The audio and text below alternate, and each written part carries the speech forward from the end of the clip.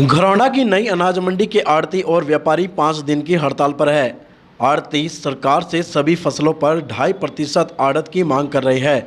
आड़तियों की माने तो जब तक सरकार हमारी मांग पूरी नहीं कर देती और हमारी मांगों को नहीं मानती, हमारा प्रदर्शन जारी रहेगा। 5 दिन का यह धरना आगे भी बढ़ाया जा सकता है। मंगलवार को हड़ताल के दूसरे दिन आड़तियों ने सरकार के खिलाफ रोष व्यक्त किया। मंडी आड़ती एसोसिएशन के प्रधान डॉक्टर सुखबीर संधू ने कहा कि सरसों व सूरजमुखी की खरीद बिना आड़ती के सीधे किसान से करने पर आड़तियों का कारोबार खत्म हो गया है। इसके अलावा सरकार ने धान व गेहूं पर मिलने वाली आड़त को 2.5% से घटाकर 45 रुपये 88 पैसे फिक्स कर दिया है, जबकि सरकार ने आड़त बढ़ाने का वायदा किया था। सरकार आड़तियों के साथ अन्याय कर रही है, जो किसी भी कीमत पर सहन नहीं किया जाएगा। उन्होंने कहा कि आड़तियों का सांकेतिक धरना प्रदर्शन 5 दिन तक चलेगा। अगर सरकार ने जायज़ मांगों को नहीं माना तो हड़ताल जारी रहेगी। इस अवसर पर सुभाष काजल ने कहा कि हम सरकार से मांग करते हैं कि जो भी फसल सरकार समर्थन मूल्य पर खरीदती है उस पर हमें हमारी पूरी 2.5% तक की आड़त का भुगतान करे। सरकार हमें सरसों की फसल पर आड़त नहीं दे रही है, इसलिए हमें सरसों की फसल पर भी आड़त दी जाए। इसके अलावा मंडी प्रधान सुखबीर संधू ने क्या कुछ कहा, आइए वो भी आपको सुनाते हैं। ये हमारा पूरा नई अनाज मंडी स्टेट का एक एसोसिएशन है जो पूरी स्टेट की एक बॉडी कार्य कर रही है, जिसमें अशोक गुप्ता जी हमारे प्रधान हैं, रजनीश जी हमारे चेयरमैन हैं। तो ये हमारे 28 तारीख को एक से कुरुक्षेत्र के अंदर एक मीटिंग थी सारे हरियाणा की। उसमें ये तय किया गया था कि सरकार हमारी मांगे पूरी करो।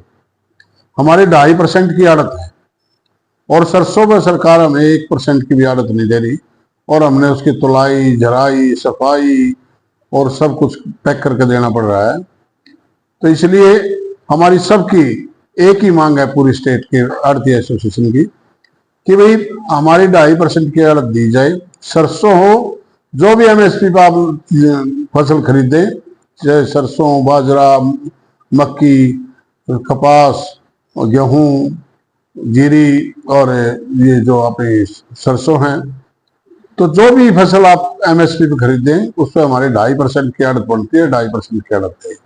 और ये हमारा धरना जो 1 से लेकर 5 तक है, ये एक सांकेतिक धरना है।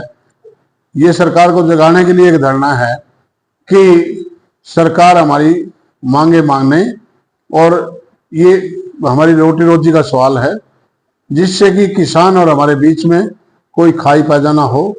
किसान को जो पेमेंट जारी है वो किसान से पूछा जाए कि भाई आड़ती को दी जाए या आपको दी जाए।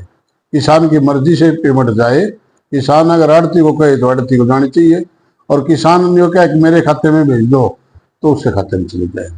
तो हैफेड जो खरीद कर रही है इस समय सरसों की, तो हैफेड की क्या कुछ जिम्मेवारी पड़ती है? जैसे आड़त की आप बात कर रहे हैं, ये क्या है, हैंडलिंग ठेकेदार पर तैयार कर लेते हैं मंडियों में से, उसको तो आड़त देते हैं 100 रुपये कुछ की, लेकिन आड़ती को कुछ नहीं देते। तो आड़ती इतना बड़ा रोल नई अनाज मंडियों का निभाता है। एक कृषि जो है किसान और जमींदार के बीच जो बड़ी का काम करता है सरकार, तो कहना चाहिए सरकार को बात माननी चाहिए। काफी सालों से, इतने वर्षों से प्रथा चली आई है। अगर जो भी सरकार इस तरह कार्य करेगी जो किसान और व्यापारी के बीच में खाई पैदा करेगी, उसका मुआवजा भुगतना पड़ेगा।